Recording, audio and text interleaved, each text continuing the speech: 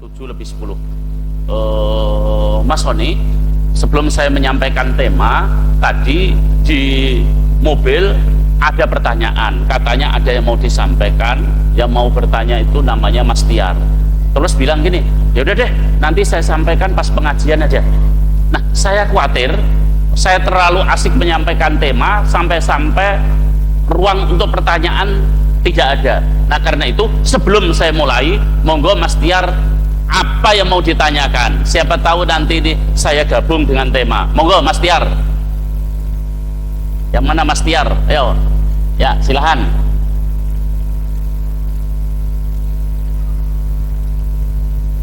Maju. Warabab ijazah kan? Salah juga ini. Ngapun tentang ini tadi mungkin yang mau saya tanyakan dan teman-teman saya tanyakan juga sebenarnya terkait kebudayaan kita itu seringkali kayak bagaimana kita sebagai orang Muhammadiyah itu menyikapinya. Bisa jadi oh itu budayanya ini nggak cocok dengan kita selaku orang Muhammadiyah, tapi bagaimana cara kita menyikapinya. Soalnya mungkin bisa jadi budaya itu tidak salah sebenarnya, cuma kita merasa itu salah. Nah, itu loh. Mungkin itu saja yang bisa saya tanyakan. Soalnya ya ngapunten kayak orang tua saya saja, kalau misalkan ada undangan ini, mohon maaf, kayak gak ikut ya, karena itu dirasa kebudayaan yang salah. Tapi kan kita tidak tahu apakah budaya itu salah atau tidak. Mboten mawon. Oke. Ibu-ibu, bapak-bapak, berarti izin ya, materinya saya pecah jadi kalih. 30 menit membicarakan budaya, 30 menit membicarakan tema memakmurkan. Itu kelihatan ya? Berarti kula mulai bab budaya. Bismillahirrahmanirrahim. Bapak-bapak, ibu-ibu, kula berijtihad kula ndamel namine fikih kebudayaan. Isine namung sekawan. Pertama, hubungan agama dan budaya niku seperti apa? Kedua, memaknai tradisi. Ketiga, hukum seni. Keempat, budaya berpikir Muhammadiyah itu seperti apa? Nah, di poin 4 ini antaranya bedanya Salafi dan Muhammadiyah itu di mana sih? Sama atau 11-12? Itu di poin 4. Hari ini akan saya mulai, kalau tidak seluruhnya minimal setengah, atau kira tidak setengah, minimal tak singgung untuk 30 menit ini. Untuk ketiga kalinya monggo sareng-sareng kita tarik rahmat Allah kanthi waosan bismillahirrahmanirrahim. Ibu-ibu, bapak-bapak, hubungan agama kalih budaya niku wujude namung loro. Siji, agama dan budaya mustahil bisa disatukan. Dua, agama dan budaya mustahil bisa dipisah.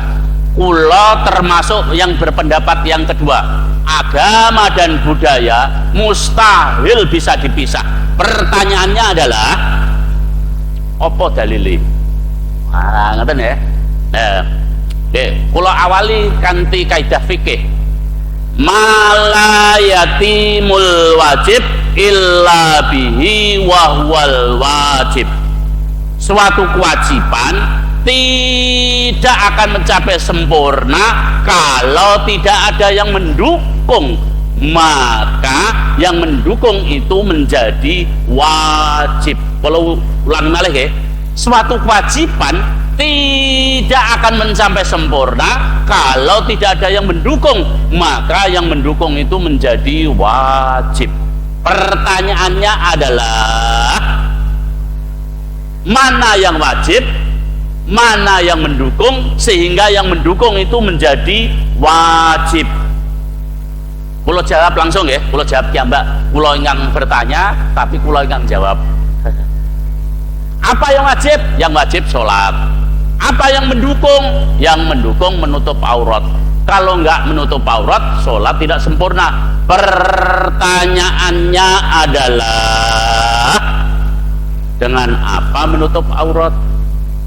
Boleh nggak dengan daun jati? Ya boleh. Daun jati didondomi, terus didados busono. Allahu Akbar. Allah. Kalau yang imam masoni, suratnya panjang-panjang. Wah, jebol gatel, ganti orang nyaman, diganti godong gedang. Allahu Akbar, aman sih orang gatel, tapi begitu rukuk sami Allahu liman hamidah, dedel duel, belum sholat, gak nyaman, diganti plastik. Allahu Akbar. Apalagi kalau sholatnya duhur, waduh panas, gresik panas ya, duhur panjang, apalagi kalau plastiknya transparan. Dijamin nggak mungkin datang. Yang paling nyaman, aman adalah kain, maka mengadakan kain hukumnya wajib. Kalau nggak ada kain, mustahil bisa datang ke sini. Kain adalah produk budaya, jadi kain produk budaya. Jadi kalau tidak ada produk budaya, mustahil pelaksanaan ajaran agama bisa terlaksana. Contoh kedua, terakhir,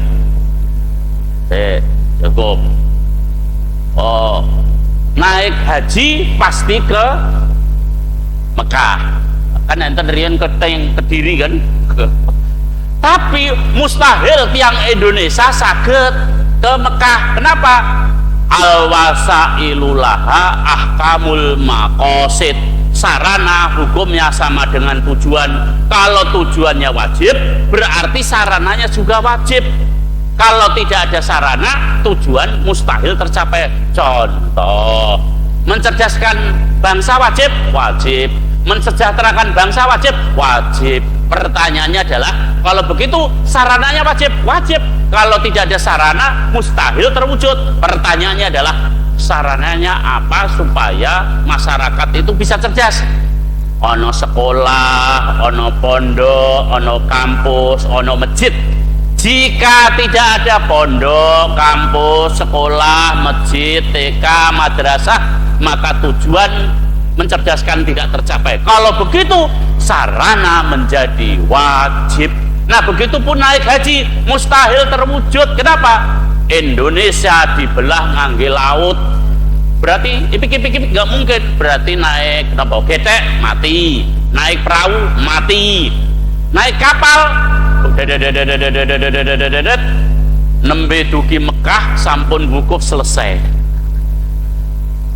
Orang nyaman, yang paling nyaman orang berpikir apa sih biar cepet nyaman, muncullah pesawat, getek, perahu, kapal, pesawat niku namanya produk budaya transportasi.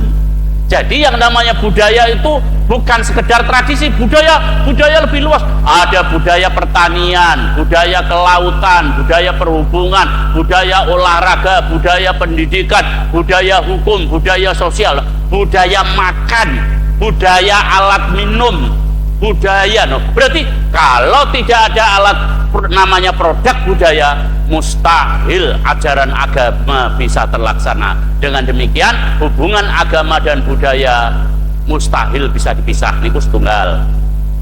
Tasih 15 menit kita budaya. Masuk pertanyaannya Mas Tiar.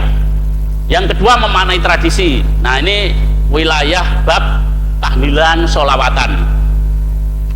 Bapak Ibu, kalau saya bertanya begini, apakah akikah itu ajaran Islam?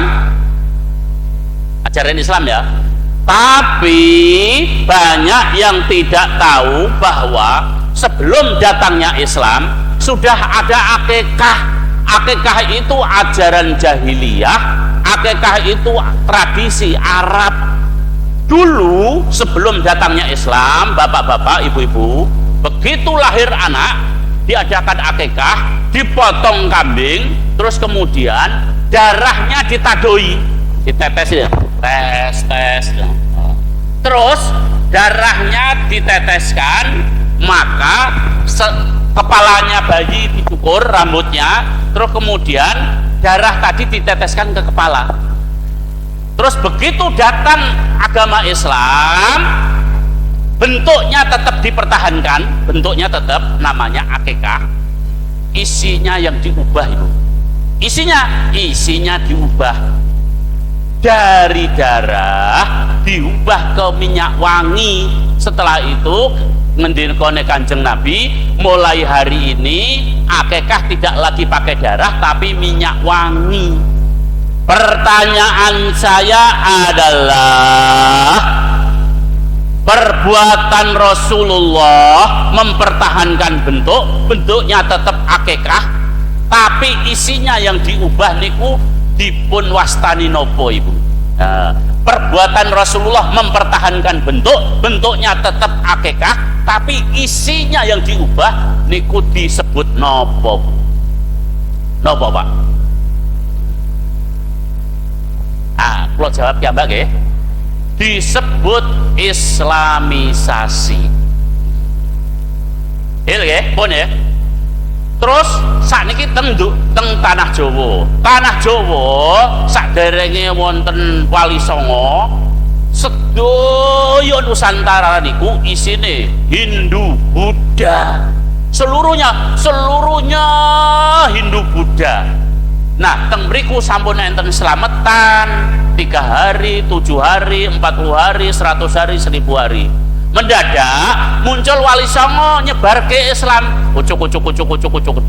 Nah, ngendikane Sunan Kudus, ini bid'ah, ini haram, ora entuk.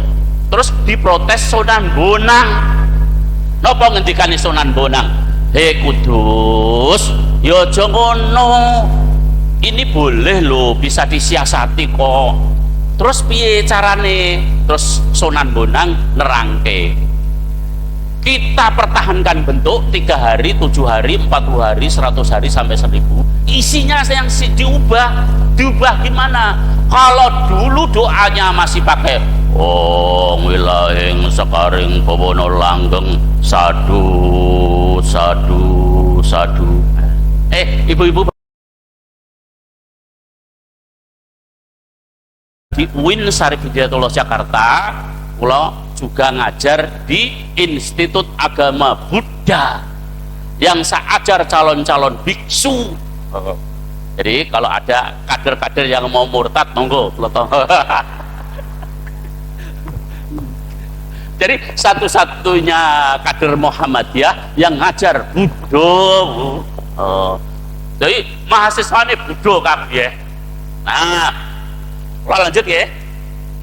Terus ngendinakane Sunan Bonang, doa-doa yang dari Hindu Buddha kita ganti. Allahumma ghfir lahu, Allahumma ghfir laha, Rabbana atina fid dunya hasanah.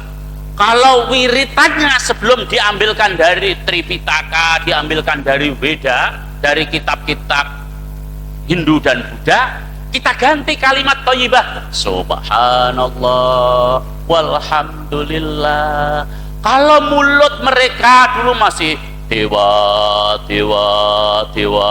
kita ganti dengan tahlil supaya mulutnya biar kenal Gusti Allah. La ilaha illallah, la ilaha illallah, la ilaha illallah, la ilaha illallah. Pertanyaannya adalah, pertanyaannya ibu, tindakan Sunan Bonang mempertahankan bentuk, mengubah isi, dipun wastani napa? Islamisasi. Berarti Rasulullah melakukan islamisasi, Sunan Bonang melakukan islamisasi. Yes, berarti boleh menurut manhaj tarjih Muhammadiyah. Ulangi, miturut manhaj tarjih Muhammadiyah, metode tarjih Muhammadiyah ini 3: bayani, burhani, irfani. Ciri bayani ini 5. Salah sijinya adalah menafsirkan Quran, menafsirkan hadis, menafsirkan kitab gundul menggunakan kias. Ibu-ibu ngertos kias? Kias niku persamaan. Persamaan kados dawuh Rasulullah melakukan islamisasi, Sunan Bonang melakukan islamisasi, sama enggak? Nah, ini namanya kias. Berarti menurut manhaj tarjih Muhammadiyah, tahlilan itu boleh. Lah kemarin-kemarin kok nggak boleh? Karena kemarin-kemarin belum ketemu Kiai Cepu. Gitu. Sekarang dikoreksi, sudah dikoreksi Bu. Jadi secara manhaj tarjih Muhammadiyah boleh. Itu bid'ah nggak salah. Kalau ada yang berkata bid'ah salah, monggo mangke pulang dari sini buka himpunan putusan tarjih. Setelah dibuka atau download, minta ke Mas Soni download himpunan tarjih. Apa kata himpunan putusan tarjih? Menurut himpunan putusan tarjih, ibadah niku dibagi loro.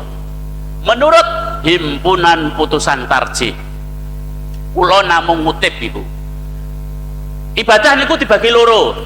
Siji ibadah khusus, loro ibadah umum.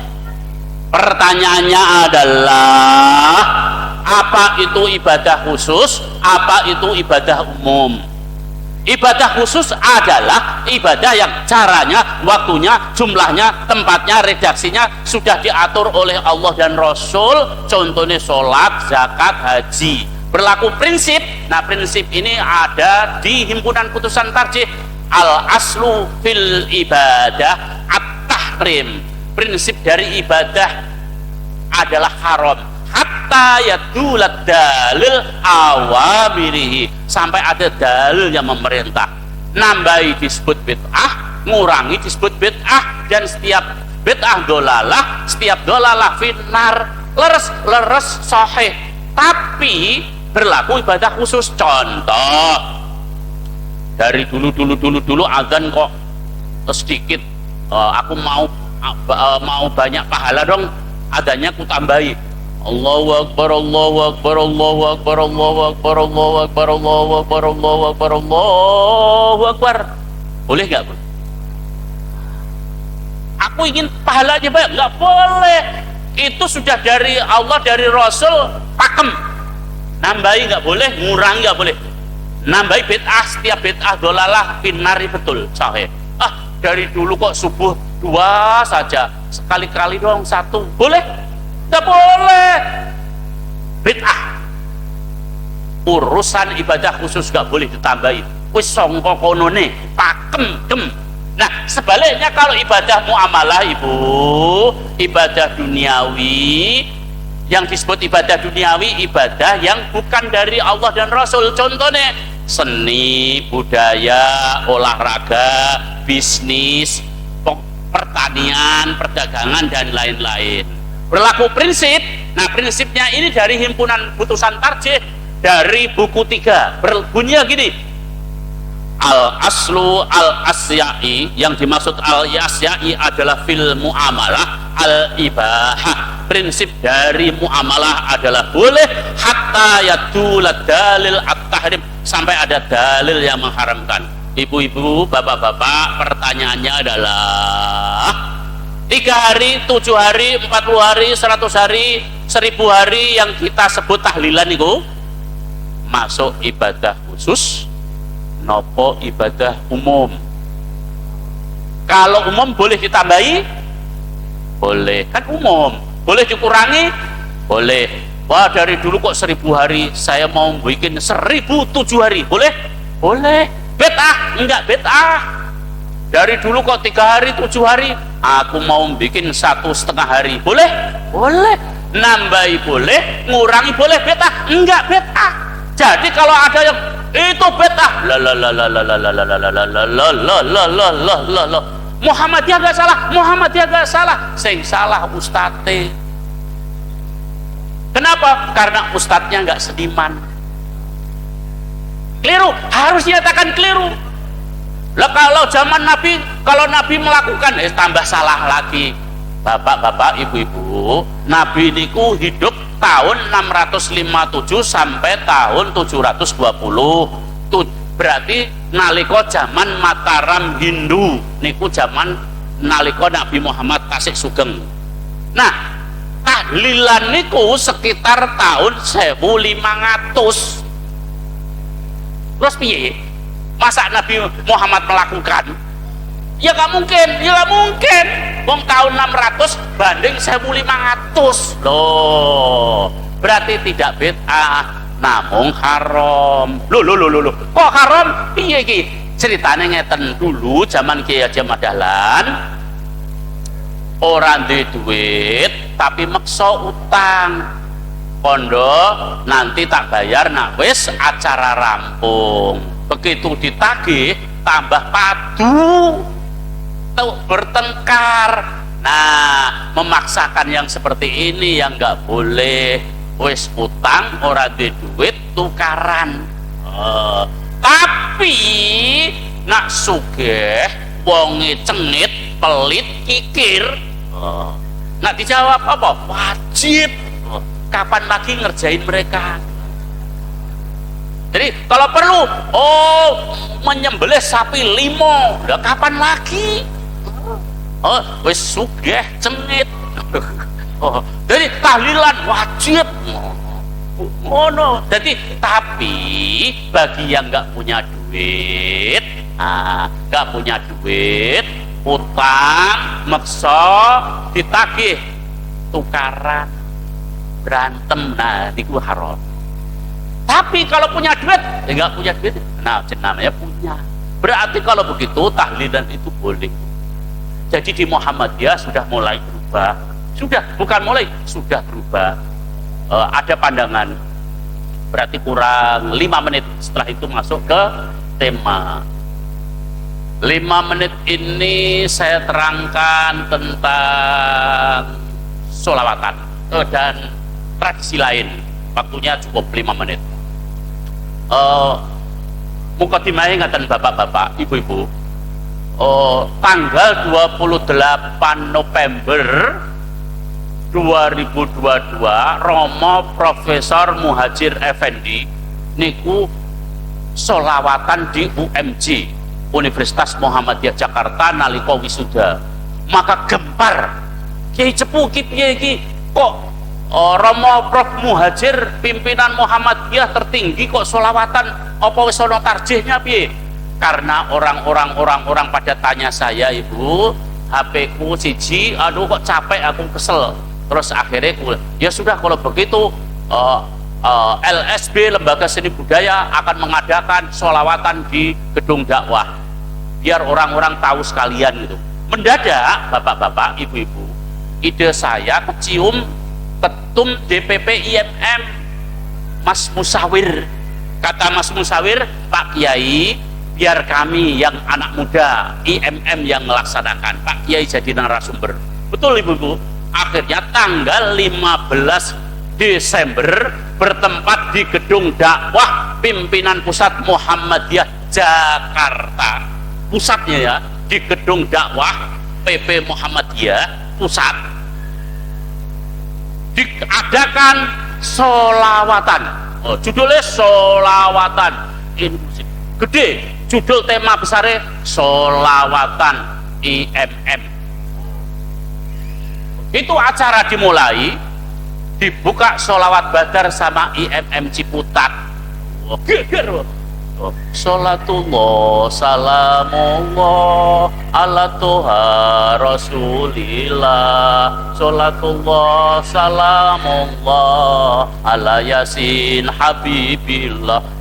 Terus orang-orang berdatangan dong, betul. Terus sambil bertanya-tanya, iki piye kok Muhammadiyah itu sholawatan iki kok rame. Terus anak-anak IMM Ciputat terus tawasal nabi bismillah wabil hadi rasulillah wa kulli mujahidilillah di ahlil badri ya Allah. Terus datang gedungnya penuh sesak, bluk. Akhirnya monggo Kiai Cepu diterangkan kenapa kok sholawatan boleh. Tapi sebelum itu bapak-bapak, untuk menambah penguat, tanggal 10 Agustus 2022 bertempat di PDM Bantul Jogja. Saya diundang, terus kemudian saya bilang gini, hei panitia, kalau ngundang aku hadirkan majelis tarjih, hadirkan orang tarjih, wajib, karena aku berbicara di hadapan seniman. Nanti senimannya kalau pas gak ada aku, ini dosa, ini haram, ini bid'ah. Seniman orang ngerti apa-apa, yang tahu dalil aku. Hadirkan tarjih. Akhirnya bapak-bapak dihadirkanlah dewa tarjih, Profesor Dr. Samsul Anwar. Dedengkotnya orang nomor 1. Bayangan pulau, wah ini terjadi perdebatan antara Kiai Cepu dengan Profesor Samsul Anwar. Mengapa? Karena aku mengkritik ada 3 di dalam HPT tulisannya keliru, dan aku menyampaikan fikih kebudayaan. Ternyata seluruh kritikku dan pandanganku diterima bulat-bulat sama Prof. Samsul Anwar, sehingga tidak terjadi debat. Terus kula dipanggil kalih Romo Prof. Abdul Mukti sekum kita ingkang sakniki dados menteri. Kiai Cepu ke rumahku, siap pengajian di rumah pribadi beliau. Yang datang tokoh-tokoh. Kula diminta menjelaskan fikih kebudayaan tentang tahlilan sholawatan. Kula jelaske. Selesai, apa kata beliau? Toh keren. Cuma di Muhammadiyah masih ada yang konservatif, tapi nggak apa-apa, jalan saja. Kalau ibarat main bola, kalau nggak ada VAR-nya nggak seru. Terakhir, belum, niki kangge penguat. Tanggal November 2003 kemarin, ibu-ibu, bapak-bapak, kula dipanel kalih Ustadz Hamim Ilyas, Ketua Majelis Tarjih PP plus bidang Komisi Fatwa Majelis Tarjih. Plus kula sampaikan pandangan kula persis apa kata beliau, tanpa catatan, tanpa komentar, tanpa kritik. Artinya pendapat kula diterima bulat-bulat. Nah, akhirnya penjelasan terakhir, ibu-ibu, bapak-bapak, nanti klik Google agenda keputusan Muktamar Muhammadiyah. Jadi Muktamar Muhammadiyah kemarin itu ada 7 agenda, Bu, selama 2022 sampai 2027. Nah, ada 7 agenda, Ibu, bapak-bapak. Nomor 3-nya 1, 2, 3. Bunyinya ngeten. Bunyinya memperluas dan memperkuat basis dakwah di akar rumput. Terus pitakone, apa sih yang dimaksud ini? Kata Prof. Haidar, ketum kita, dakwah Muhammadiyah pendekatannya mesti berubah. Karena kalau di grassroots, di ranting-ranting ada sholawatan, ada tahlilan. Kalau di Muhammadiyah tidak berubah, gimana bisa masuk? Nah, gitu. Karena itu, masih cukup untuk sekarang 738, berarti untuk menjelaskan kemakmuran masih cukup. Berarti tak tuntas di sini ya. 5 tambah sini rapopo, bid'ah di bidang ini rapopo ya. Oke. Jadi bapak-bapak, di Muhammadiyah telah terjadi perubahan. Pertanyaannya adalah bapak-bapak, kenapa Muhammadiyah kok akhir-akhir ini kok orangnya kaku-kaku? Orangnya ya, bukan Muhammadiyahnya. Sidik-sidik dosa, sidik-sidik bid'ah, sidik-sidik no. Kena apa? Nah, penjelasannya ngeten. Dulu bapak-bapak, ibu-ibu, sebelum saya berangkat ke Rusia, saya dipanggilnya Ustadz Husain. Aku niku napa di ceramah tiap bulan di Hotel Nelayan Jatakir Tangerang, hotel terbaik saat itu.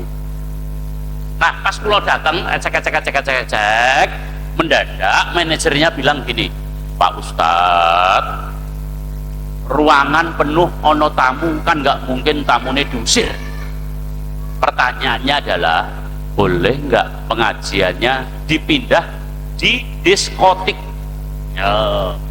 Terus kulon jawab, boleh. Ya sudah, kalau begitu beri kami 30 menit. 30 menit. Akhirnya 30 menit, monggo Pak Ustadz, sampun siap. Nah, ini kali pertama kulon masuk diskotik, Bu. Jaga. Tapi sudah nggak ada biarpet nggak ada. Baunya sudah wangi. Perempuannya dijilbabi, mendadak rambutnya cek ketok siti ngelewer, tandanya nembe. kula ngisi pengajian. Nalika kula ngisi pengajian sampun rampung, kula tanya ngeten, jamaah ada nggak yang mau tanya sama aku? Diem, ada diem. Terus saya kula ulangi, ada nggak yang tanya sama aku? Diem. Terus terakhir ancam, kalau tidak ada yang bertanya maka aku pulang. Mendadak ada orang perempuan bertanya, Pak Ustadz saya bertanya, opo pitakone, apa hukumnya kerja di diskotik? Mas, kira-kira hukumnya apa? Nak jawabannya jenengan mewakili seluruhnya. Haram. Ibu, niki haram. Lain jenengan boleh. Oh boleh katanya. Haram. Jawaban boleh salah, jawaban haram salah, jawaban makruh salah. Loh, kenapa? Itu jawaban fikih. Jadi jawaban fikih salah, salah. Mengapa? Menurut anggaran dasar Muhammadiyah pasal 4 ayat 1. Yo, sapa sing ngerti? Anggaran dasar Muhammadiyah pasal 4 ayat 1. Ayo enten. Oh, menurut anggaran dasar Muhammadiyah pasal 4 ayat 1 bunyinya ngeten. Muhammadiyah adalah gerakan Islam dakwah amar ma'ruf nahi mungkar tajdid bersumber pada Quran dan Sunnah. Berarti berdasarkan ini Muhammadiyah adalah gerakan dakwah, bukan gerakan fikih. Hari ini kesalahannya adalah gerakan dakwah didekati dengan ilmu fikih. Harusnya gerakan dakwah didekati dengan ilmu dakwah. Beda. Kalau begitu jawabannya kayak apa? Nah, kalau orang dakwah jawabannya gini, bukan fikih. Saya bilang gini, Mbak yang bertanya sama aku ki orang minat menjawab pertanyaanmu. Mengapa nggak minat? Sebab kalau ku jawab haram, pasti dalam hati pikiran kamu akan berkata gini, enak saja Pak Ustadz ngomong haram, pulang dari ceramah dapat amplop. Enak saja Pak Ustadz ngomong haram, tahu nggak Pak Ustadz, aku jungkir balik mondar mandir cari lowongan kerja 25 kali ditolak. Yang nerima cuma diskotik. Enak saja Pak Ustadz haram. Memangnya Pak Ustadz mau ngasih aku kerjaan apa? Kalau ku katakan haram, pasti kamu akan, memang Pak Ustadz mau ngasih aku bulanan apa? Karena itu Mbak yang bertanya, aku ki orang minat jawab. Tapi karena Mbak sudah bertanya, terpaksa aku jawab. Inilah jawabanku yang terpaksa. Nah, itu jawaban ilmu dakwah. Kalau jawaban orang fikih haram bil, nah itu keliru. Itu namanya jawaban ilmu fikih, bukan ilmu dakwah. Timbul pertanyaan, kalau begitu jawaban kula ingkang terpaksa niku napa Mas? Yo. Apa to? Kula jawab yang terpaksa. Bunyinya gini Bu. Dulu di zaman Nabi, di riwayat yang jadi imam Ali, yang riwayat lain yang jadi imam sholat saat itu Umar. Aku pilih Ali. Ali ini ku sholat Allahu Akbar dijahar, berarti sholatnya maghrib atau isya. Waladhdallin. Nah, terus maca surat Al-Kafirun. Ali harus yang baca wala ana abidum ma'abadum. Mendadak Ali bacanya wa nahnu na'budu ma ta'budun. Kami menyembah apa yang kamu sembah. Kalau orang kafir nyembah berhala, aku juga menyembah berhala. Fatal ki. Akhirnya Ali diprotes, diadukan ke Kanjeng Nabi. Wahai Rasulullah, Ali kacau jadi imam. Piye kacau? Harusnya baca wala ana abidum ma'abadum. Mendadak Ali bacanya wa nahnu na'budu ma ta'budun. Yoli, enggak kok, kamu sebelahnya Ali gimana? Nggak mungkin. Loh kok mungkin? Kamu? Iya kali. Loh kamu samar-samar. Loh. Bapak-bapak, ibu-ibu, ternyata seluruh jamaah saat itu nembe mendem ciu, mendem tua. Temeriku ciu napa nih? Arak nggih. Nembe mendem arak karena nalika semono dereng haram. Jadi ngomongnya ngaco. Ketika ini terjadi, Allah merespon, hei malaikat, turunkan ayat ini. Maka turunlah surat An-Nisa ayat 43. A'udzubillahi minasyaitonirrajim. Bismillahirrahmanirrahim. Ya ayyuhalladzina amanu la taqrabus shalah wa antum sukara. Hei wong beriman, apabila kamu mabuk jangan dekati sholat sampai kamu sadar apa yang atas kamu sampaikan, kamu ucapkan. Berarti haram dereng? Belum, boleh, tapi jangan deket-deket sholat. Akhirnya para sahabat, ya sudah, kita cari waktu yang aman. Kapan itu? Habis sholat isya ke subuh. Oh yo, akhirnya musyawarah, ya sudah, kita putuskan kita minum rame-rame setelah sholat isya. Akhirnya sahabat minum glok. Nah begitu bangun, lu pas tangi, serengenge pun gede. Ya Allah, aku malu hari ini, aku dosa nggak sholat subuh gara-gara mabuk. Ya Allah, aku besok kalau diajak lagi nggak mau. Terus yang satu lagi, ya Allah, gara-gara aku mabuk, aku blojet, OTT niku bugil Bu. Oh, ya Allah, kenapa ya jenenge lagi mabuk, orang ngerti. Terus besok aku izin, besok kalau diajak moh wis talak 10. Akhirnya para sahabat pelan-pelan nggak ada yang mau minum, pelan-pelan sedikit, bukan karena haram tapi sadar bahwa madorotnya lebih besar. Turunlah Quran surat Al-Baqarah ayat 219. Yas'alunaka anil khamr, mereka bertanya tentang khamr, jawablah bahwa madorotnya lebih besar sekalipun ada manfaatnya. Tapi Siti, akhirnya para sahabat makin hari las boten purun ngombe, bukan karena haram tapi sadar bahwa madorotnya lebih banyak. Mas yang nyorot aku nyotek, pertanyaannya adalah manfaatnya sidik itu Al-Quran mengakui. Kira-kira manfaatnya apa Mas? Oh berarti pernah mabuk berarti ya. Kalau dijawab berarti pernah mabuk. Nah ketika para sahabat sudah nggak mabuk, Pak, ibu-ibu, turunlah surat Al-Maidah ayat 90. Di situ disebut khamr itu rijzun min amalis syaiton, najis perbuatan setan. Setelah itu nggak mabuk lagi. Ketika ayat ini turun memang sudah nggak mabuk.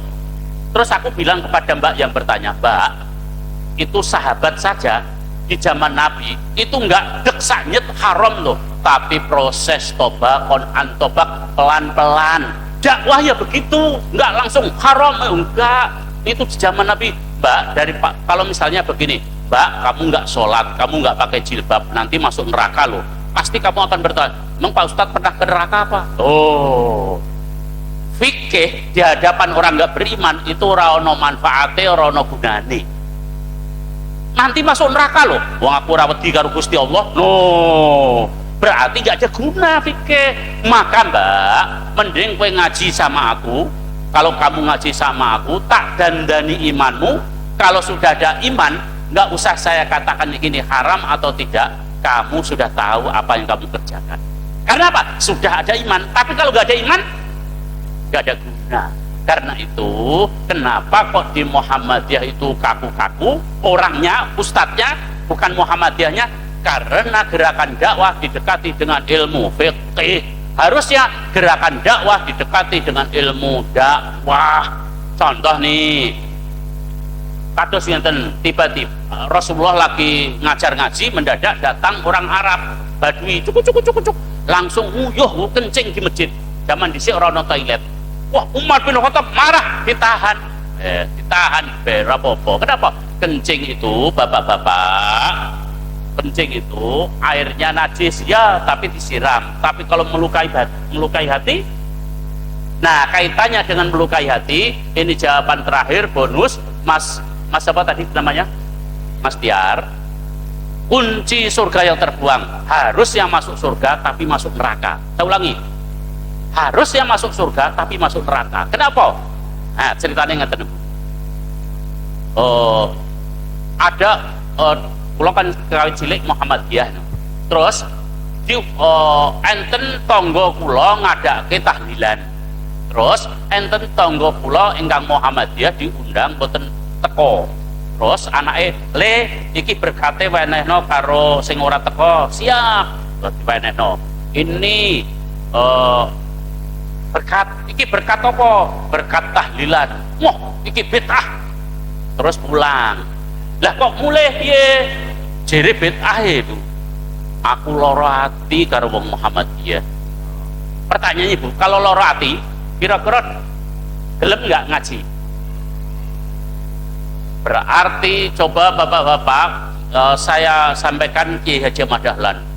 Dulu Kiai Haji Ahmad Dahlan membaca kitab favorit ingkang dipun waos niku namine Kanzul Ulum. Di dalam kitab Kanzul Ulum itu ada dua hadis ngene ngaten terjemahane. Ingatlah kelak nanti ketika muadzin mengumandangkan azan, orang-orang pada berdatang ke masjid, muadzin mengumandangkan iqamah, orang-orang berdiri untuk sholat, tapi kata Rasulullah, kulluhum, seluruhnya tidak ada yang beriman. Dalam hadis yang kedua, ingatlah ketika muadzin mengumandangkan azan, mengumandangkan iqamah, orang-orang berdiri untuk sholat, maka kata Rasulullah, kulluhum, seluruhnya nggak ada yang beriman. Loh, sholat ora tanda beriman? Ora. Itu fawailul lil musallin, kecelakaan orang yang sholat tuh. Berarti ada orang yang sholat bisa masuk neraka. Yes. Contohnya, contohnya kalau bapak-bapak, ibu-ibu, enten hadis unine ngaten. Wallahi la yu'min, wallahi la yu'min, wallahi la yu'min. Demi Allah tidak beriman, demi Allah tidak beriman, demi Allah tidak beriman. Sahabat bertanya, loh, kok 3 kali diucap berkali-kali demi Allah tidak beriman, demi Allah tidak beriman, demi Allah tidak beriman? Ini tandanya penting banget. Maka sahabat bertanya, wahai Rasulullah, kenapa sih siapa sih orang yang disebut tidak beriman itu? Maka dijawab Rasulullah, orang yang tidak beriman itu adalah alladzi la ya'man jarahu bawa'iqahu. Orang yang tidak beriman itu adalah orang yang tetangganya merasa tersakiti darinya. Ini dari Nabi. Dari Nabi. Alladzi la ya'man jarahu bawa'iqahu. Orang yang tersakiti darinya. Jadi kalau hari ini kita menyakiti tetangga, orang masuk surga yo, dianggap orang mukmin. Jadi kalau begitu, dakwah itu siasat ibu, bapak-bapak. Zaman Wali Songo, dulu Hindu Buddha, kalau pakai pendekatan fikih, gak ono sing mlebu Islam. Sidik, pakainya wayang, pakainya gamelan, pakainya siasat. Karena itu dai-dai Muhammadiyah mesti baca ilmu dakwah, jangan fikih melulu. No. Begitu Mas Tiar jawaban saya atas pertanyaan. Sekarang sisa waktu 6 menit menerangkan kesejahteraan. Berapa apa ya? Kesejahteraan 6 menit. Nah ini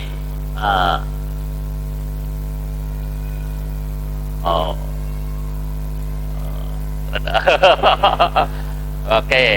Ini saya buat di kereta. Saya jarang bikin slide. Ini slide ini isinya cuma 3, Pak.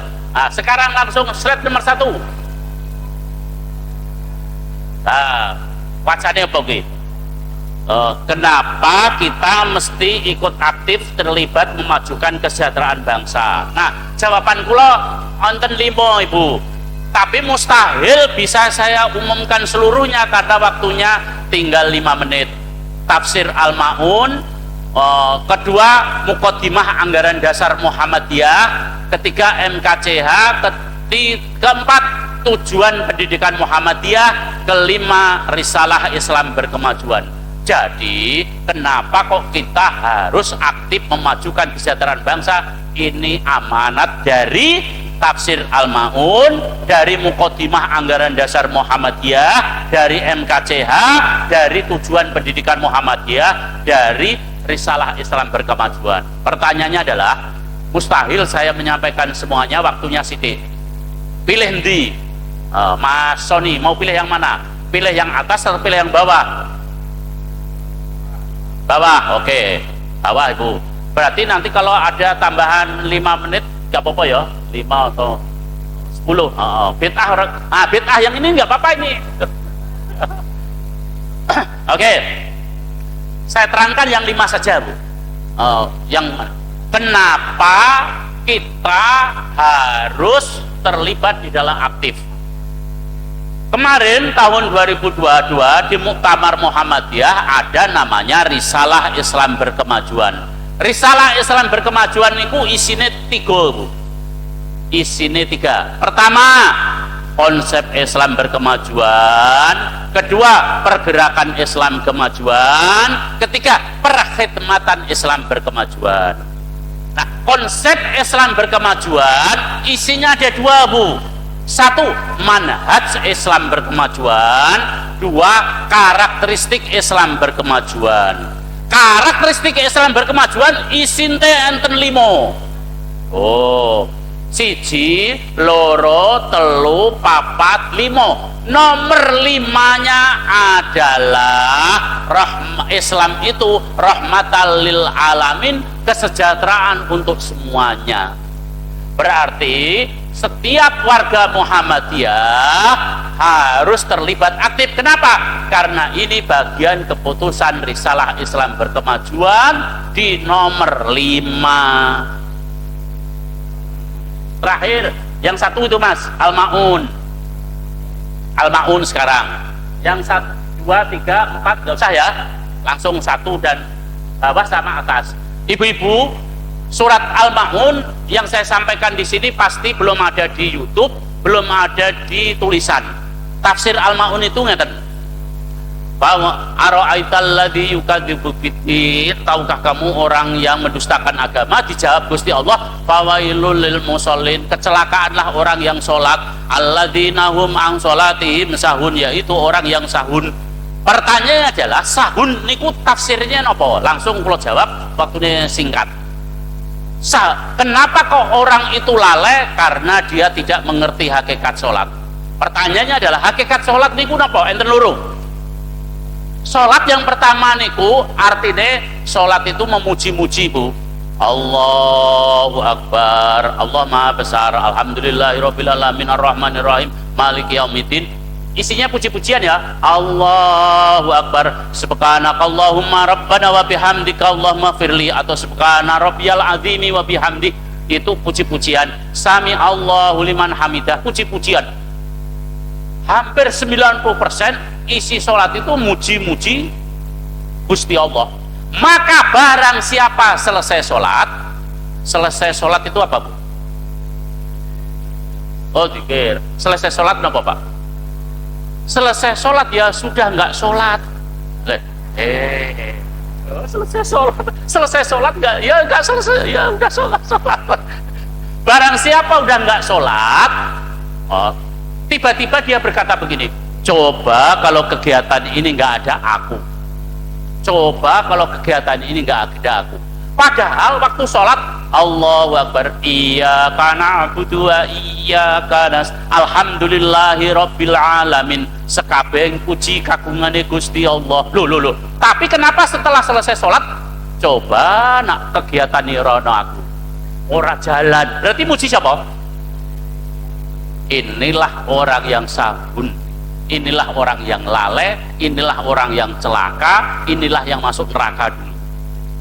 Adalah orang yang sholat tapi nak ora ono aku ora dadi, nak ora ono aku ora mlaku. Padahal nalika sholat alhamdulillahi rabbil, sekabeh puji Gusti Allah. Lah kok muji-muji arepe dhewe? 1. Kedua, terakhir berarti sholat niku artine ndonga doa. Karena itu sholat niku isine donga Ibu.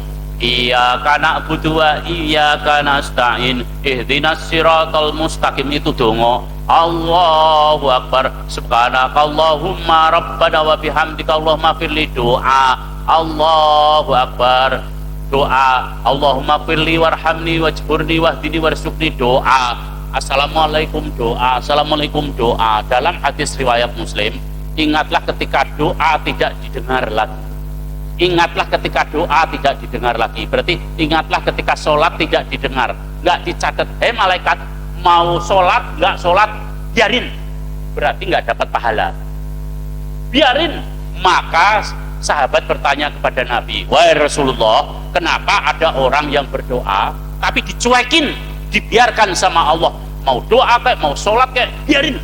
Maka dijawab Nabi, karena orang yang sholat itu tidak mau tahu urusan orang lain. Tidak mau tahu urusan orang lain, itu egois. Yang penting aku, yang penting keluargaku, yang penting kelompokku, masa bodoh yang lain. Kalau bapak-bapak, ibu-ibu punya hati yang kayak gitu, maka masuk kategori fawailul lil musallin, orang egois. Berarti supaya Muhammadiyah gerakan dakwah, orang-orang yang kita harus menyelamatkan orang lain, yes. Berarti kenapa kok kita harus ikut Muhammadiyah?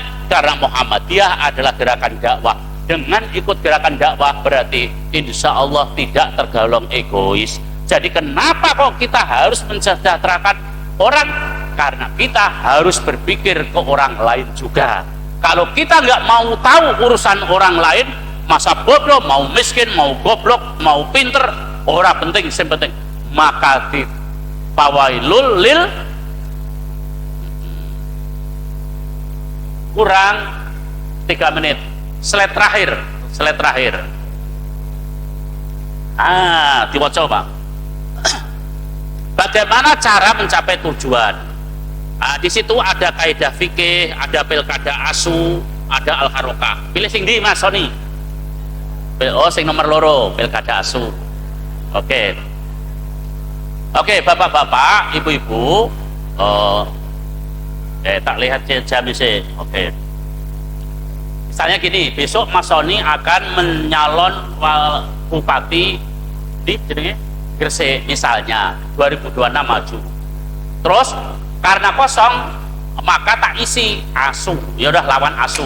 Terus aku bilang gini, aku menjelang coblosan, aku mengadakan serangan fajar. Orang-orang tak gini, orang-orang Gresik, kalau kamu nyoblos asu, saya kasih duit 500.000. Kalau kamu nyoblos Mas Sony, kamu nggak dapat duit. Kira-kira milih mana? Milih asu. Sa-Indonesia yang ngono, sa-Indonesia ini contoh ya. Akhirnya menanglah asu. Asu ini jadi pemimpin. Begitu asu jadi pemimpin, loh kok nyolong, kok korupsi? Lah udah tahu asu, dipilih. Nah besok periode berikutnya, periode kedua, Mas Sony nyalon lagi. Sekarang asu tak ganti Kirik. Kirik ini ku anaknya asu. Terus nyalon lagi. Terus aku melakukan serangan fajar. Sopo sing nyoblos Kirik tak kei duit 500. Sopo sing nyoblos Mas Sony ora entuk duit. Mas Sony wonge ora gablek. Tapi duitku akeh. Tak, ayo sopo sing nyoblos Kirik tak kei duit 500.000. Kira-kira menang pundi? Yo nang Kirik. Akhirnya Kirik menang lagi. Kirik menang. Jadi wong pinter, mau intelektual, mau ulama, mau hebat, selama gonta-ganti pemimpin, kalau masyarakatnya kayak gini, kira-kira sejahtera nggak? Kenapa? Gonta-ganti pemimpin, hari ini asu, sesuk Kirik, sesuk babi, sesuk monyet, tetap aja. Kenapa? Karena masyarakatnya bodoh. Karena masyarakat bodoh, akhirnya setiap pilkada mudah dibeli. Ini persis yang disampaikan oleh gurunya Kiai Haji Ahmad Dahlan. Apa kata gurunya Kiai Haji Ahmad Dahlan? Umat Islam mundur gara-gara al-Islamu mahjubun bil muslimin. Umat Islam itu mundur gara-gara bodoh. Karena bodoh maka yang jadi pemimpin Kirik. Akhirnya kira-kira sejahtera nggak? Ya nggak mungkin. Wong Kirik kok bisa mensejahterakan. Nah jadi Kenapa kok mustahil bisa tersejahtera? Karena kita dipimpin oleh kewan. Kenapa? Ya karena kita bodoh. Maka tugas kita yuk besok di pilkada, pilpres, pilek. Oh, nah ono sing apa? Serangan fajar, ambillah duitnya, tapi ojo coblos itu loh. Sing pinter lho ya. Iki wis dikai duit dicoblos beneran. Ngono wis dadi iki pemimpin kita kok nyolongan. Wis tau kira dipilih. Tapi masyarakat Indonesia suka lali. Mas Oni iki metafora ya.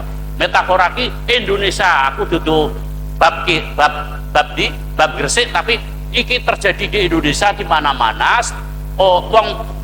Wong siapa saja nggak mungkin jadi selama masih ada serangan fajar dan wong Indonesia doyan.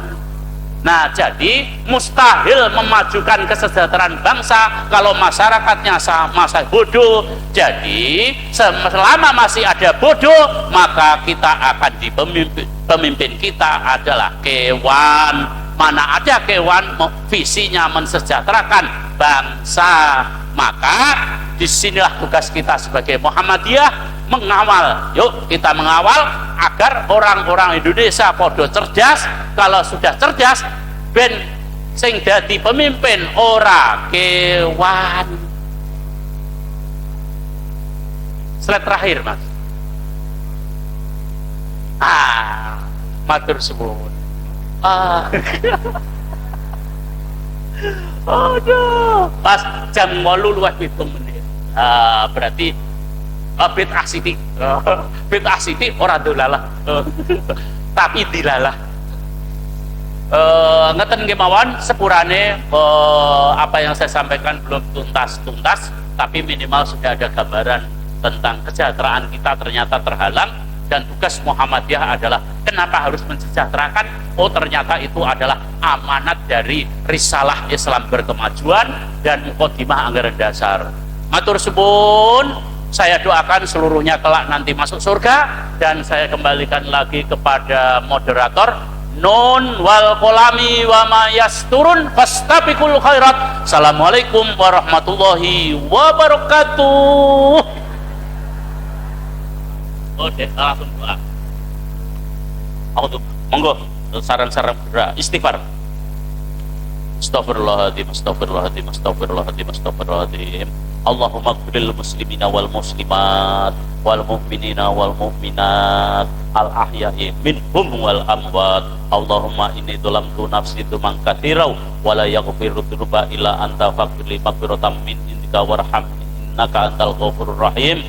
Ya Allah, ya Rahman, ya Malik, ya Kudus, kepada Engkau lah kami mohon agar seluruh warga Muhammadiyah di PCM Gresik ini dan seluruh warga Indonesia yang berada di Gresik ini sehatkan badannya, sehatkan tubuhnya, dan saya berdoa seluruhnya kelak cerdas sehingga menghasilkan pemimpin yang benar dan akhirnya menjadi baldatun thayyibatun wa rabbun ghafur, dan masukkanlah kami seluruhnya menjadi ahlul jannah. Rabbana atina fid dunya hasanah wa fil akhirati hasanah wa qina adzabannar. Subhana rabbika rabbil izzati amma yasifun wa salamun alal mursalin walhamdulillahi rabbil alamin. Nun wal qalami wa ma yasturun fastabiqul khairat. Assalamualaikum warahmatullahi wabarakatuh.